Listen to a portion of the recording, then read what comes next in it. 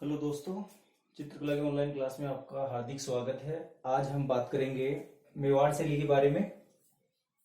यानी पिछला जो वीडियो था उसमें हमने देखा था मेवाड़ शैली। मेवाड़ शैली जो उपशैलियां हैं उनके बारे में आज विस्तार से अध्ययन करेंगे। तो कल हम बात कर रहे थे मेवाड़ शैली की जो फर्स्ट जो उपशैली थी चावंड। पहली जो उपशैली थी जिसका नाम था चावंड, चावंड के बारे में बात कर रहे थे कि जो मेवाड़ शैली की उपशैली है जिसको कह सकते हैं चावंड उपशैली। चावंड उपशैली। आज चावंड जो उपशैली है इसकी विस्तार से जानकारी प्राप्त करेंगे। यानी मेवाड़ शैली की जो शैलियां हैं उसमें पहली जो शैली है चावंड उपशैली, इसके बारे में देखते हैं कि महाराणा प्रताप के समय, यानी कि जो महाराणा प्रताप था, कौन था? महाराणा प्रताप। महाराणा प्रताप के समय, महाराणा प्रताप के समय जो मेवाड़ का जो केंद्र था, यानी मेवाड़ किसके अधीन था? महाराणा प्रताप के अधीन था। तो उस समय जो चावंड नामक जो स्थान था वो महाराणा प्रताप की क्या थी? राजधानी थी। यानी कि जो वर्तमान में मेवाड़ शैली जो उपशैली है, मेवाड़ शैली जो उपशैली है चावंड उपशैली, ये महाराणा प्रताप की राजधानी रही हुई है।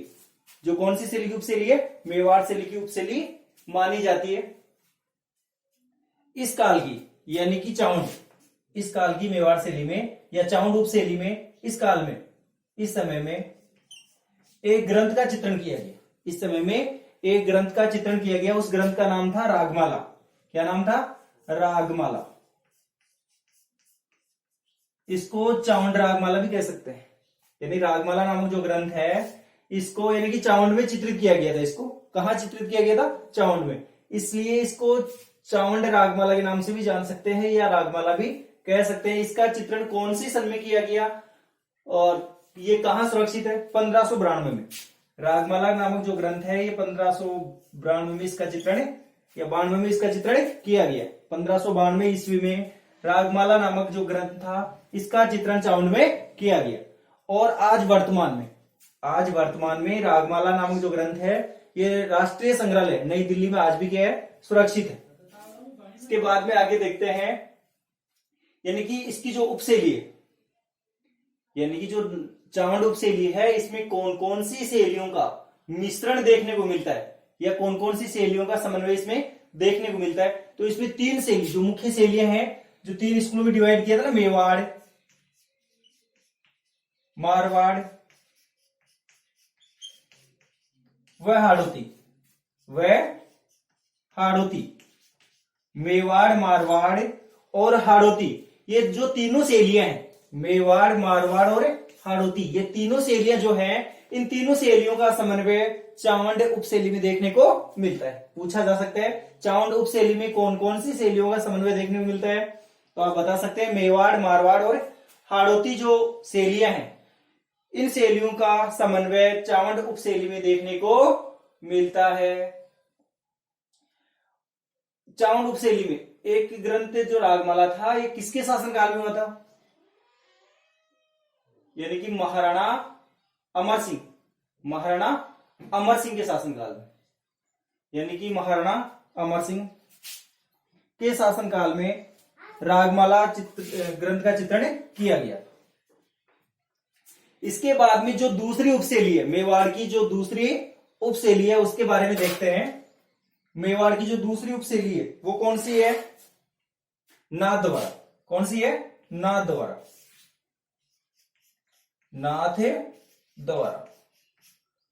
नाथद्वारा जो उपशैली है इसके बारे में देखते हैं। ये मेवाड़ की जो उपशैली है नाथद्वारा।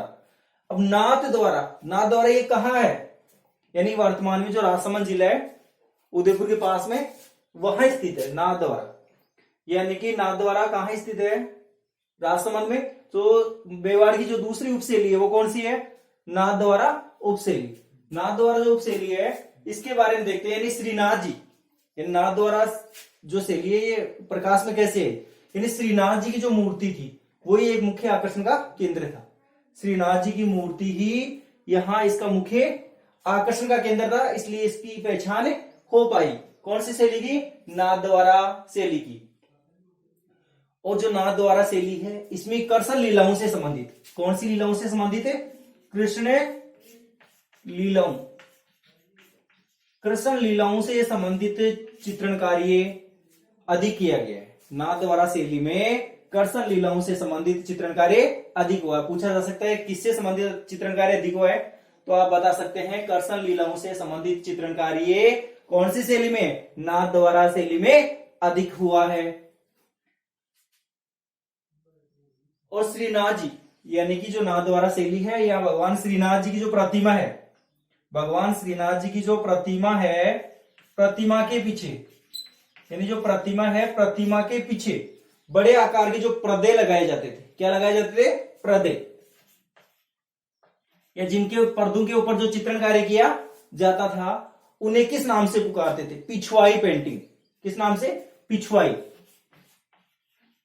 पिछवाई कहलाते थे। यानी कि प्रतिमा के पीछे, प्रतिमा के पीछे जो चित्र बना के जो पर्दे लगाए जाते थे, कहने का मतलब प्रतिमा के पीछे, जैसे कोई मूर्ति होती है उसके पीछे जो पर्दे लगाए जाते हैं, उसे किस नाम से पुकारा गया, पिछवाई के नाम से। यानी कि ये नाथद्वारा की अपनी खुद की मौलिक देन है, कहने का मतलब नाथद्वारा की अपनी एक पहचान है। भगवान श्रीनाथ जी की जो प्रतिमा है उसके पीछे जो पर्दे लगाए जाते थे, उन्हें पिछवाई के नाम से जानते थे। वर्तमान में इसको कौन सी कला के नाम से जानते हैं, पिछवाई कला के नाम से जाना जाता है। तो पिछवाई कला कहां की प्रसिद्ध है, या पिछवाई पेंटिंग कहां की प्रसिद्ध है, तो आपका आंसर होगा नाथद्वारा की। नाथद्वारा क्या है, मेवाड़ शैली की उपशैली है। नाथद्वारा क्या है, मेवाड़ शैली की क्या है, उपशैली है। कौन सी, नाथद्वारा शैली। इस शैली में जो पृष्ठभूमि है इस शैली की, वो सघन वन है।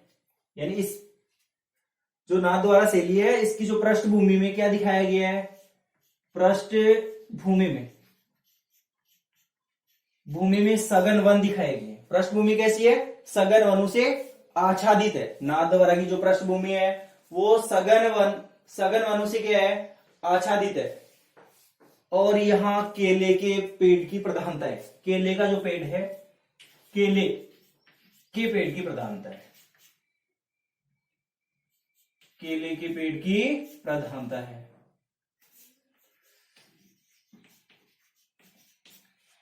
यानी कि पूछा जा सकता है कि नाथद्वारा की जो शैली है इसमें किस प्रकार की प्रधानता देखने को मिलती है। पृष्ठभूमि कैसी है, तो पृष्ठभूमि जो है वो कैसी है, प्राकृतिक जो पृष्ठभूमि है वो सघन वन दिखाए गए हैं चारों तरफ, और जो केले का पेड़ है वो चित्रों में काफी ज्यादा बनाया गया है। तो केले के पेड़ की इसमें प्रधानता देखने को मिलती है। जो नाथद्वारा उपशैली है, इसके जो प्रमुख चित्रकार हैं वो कौन कौन से हैं नाथद्वारा शैली के, खेतदान और घासीराम। प्रमुख चित्रकार अगर पूछ ले आपसे, कौन से शैली के चित्रकार, यानी कि जो नाथद्वारा शैली है इसके प्रमुख चित्रकार पूछे तो खेतदान, एक तो कौन है, खेतदान, और दूसरा है घासीराम।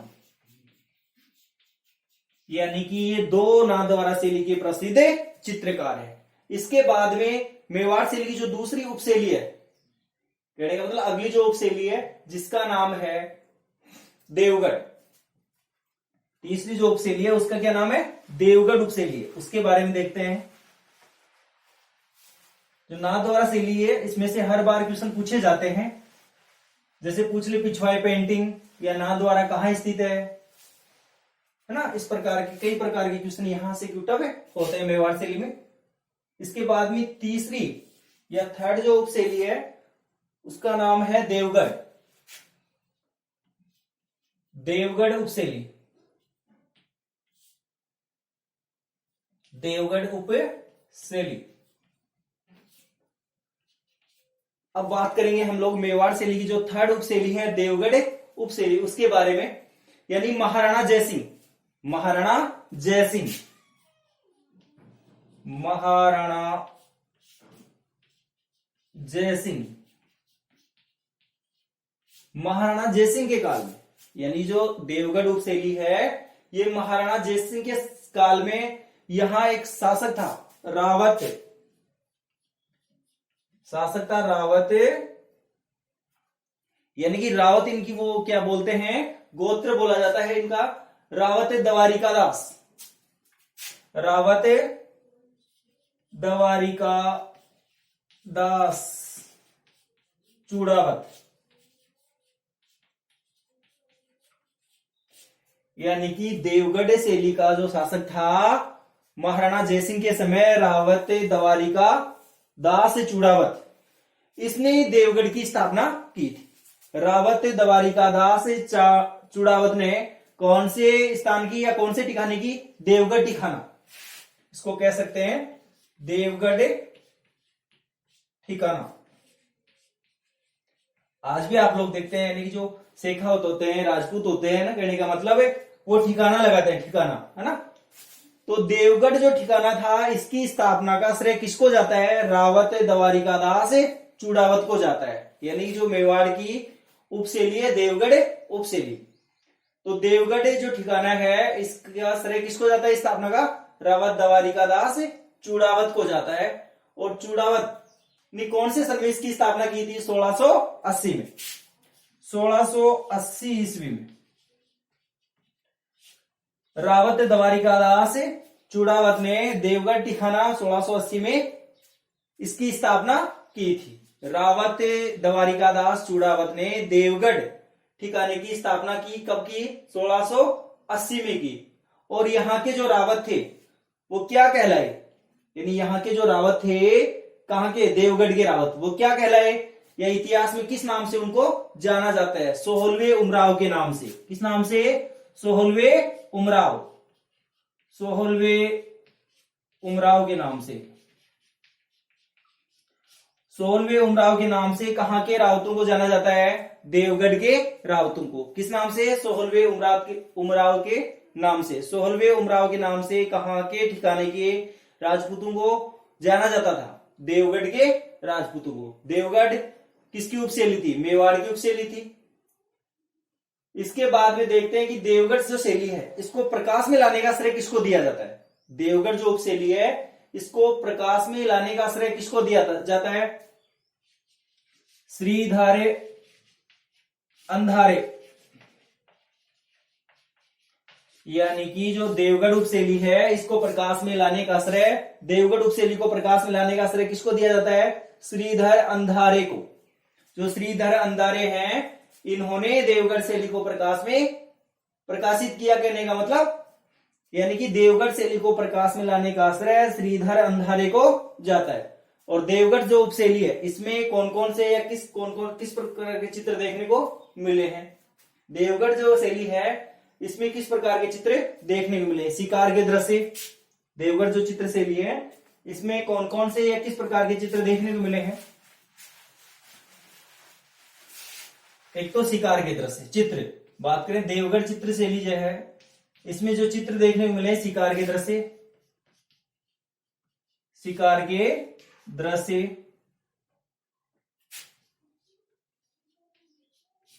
हाथियों की लड़ाई, हाथियों की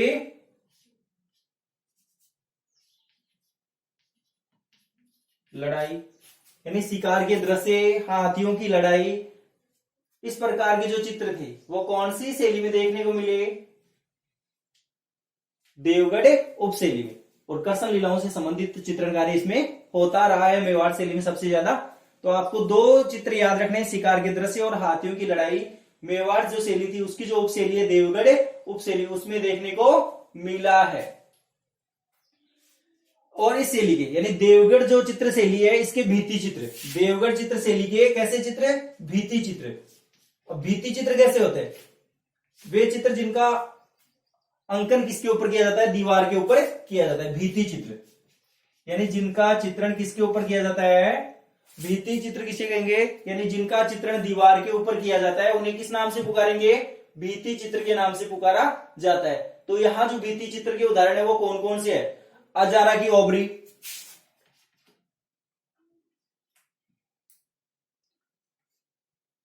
अजारा की ओबरी,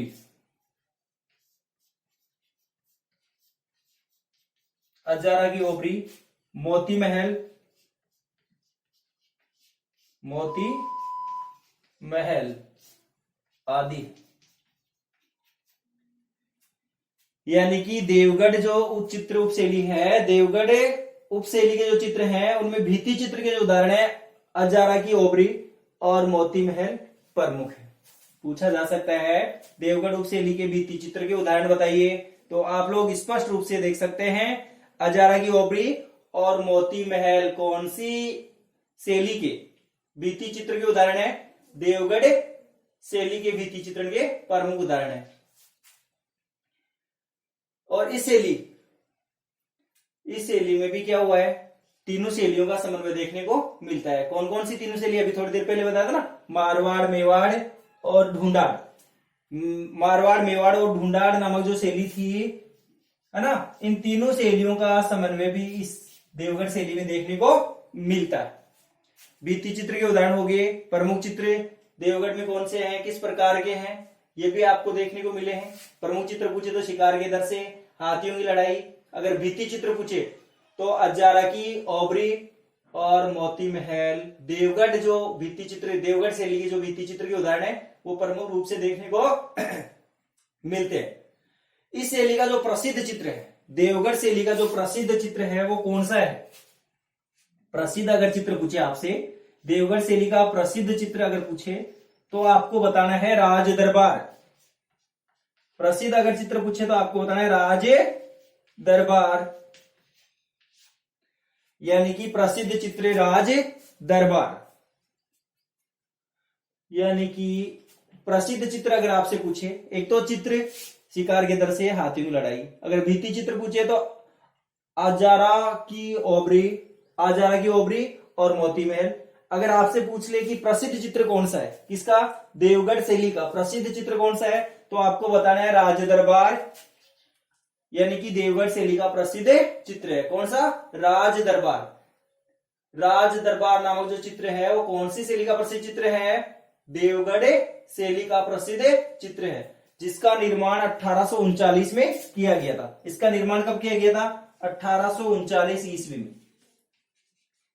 राज दरबार नामक जो चित्र है इसका निर्माण 1839 ईस्वी में किया गया था और ये देवगढ़ शैली का प्रसिद्ध चित्र है। आज भी इस चित्र को, राज दरबार नामक जो चित्र है, कृति है, इसको आज भी हम राष्ट्रीय संग्रहालय नई दिल्ली में देख सकते हैं।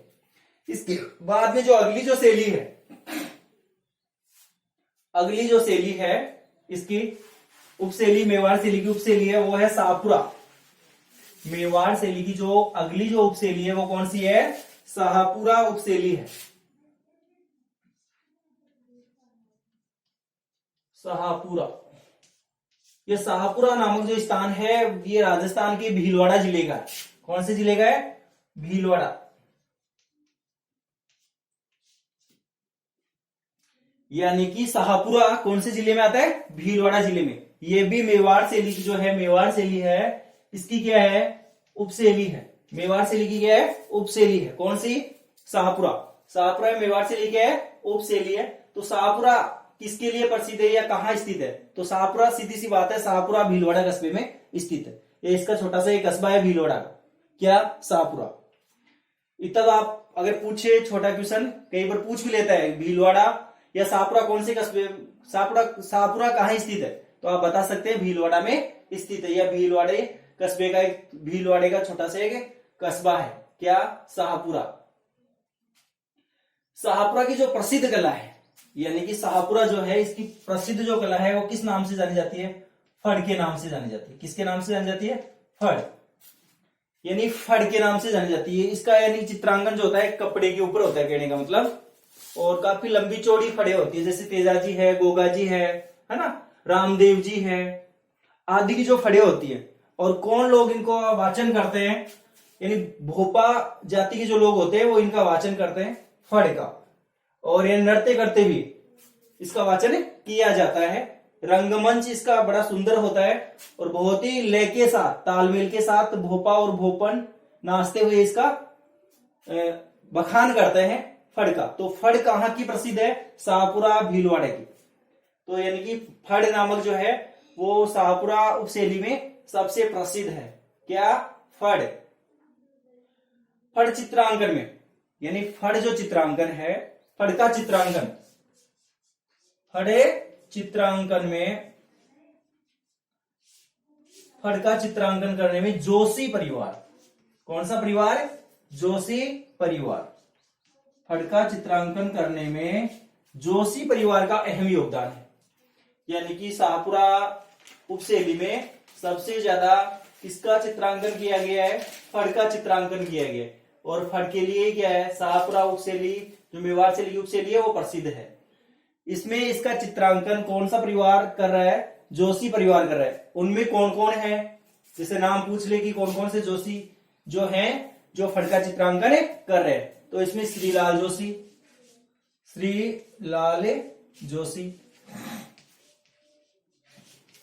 श्रीलाल जोशी, दुर्गादास जोशी, और एक महिला है पार्वती जोशी। अगर आपसे पूछे कि फड़ चित्रांकन में कौन सा परिवार का अहम योगदान है, तो जोशी परिवार का कौन कौन है, तो आप बता सकते हैं श्रीलाल जोशी, दुर्गादास जोशी और पार्वती जोशी, जो पूरे भारत में पहली महिला फड़ चित्रकार है। पूरे भारत में पहली महिला फड़ चित्रकार है, कह सकते हैं पहली महिला फड़ चित्रकार है।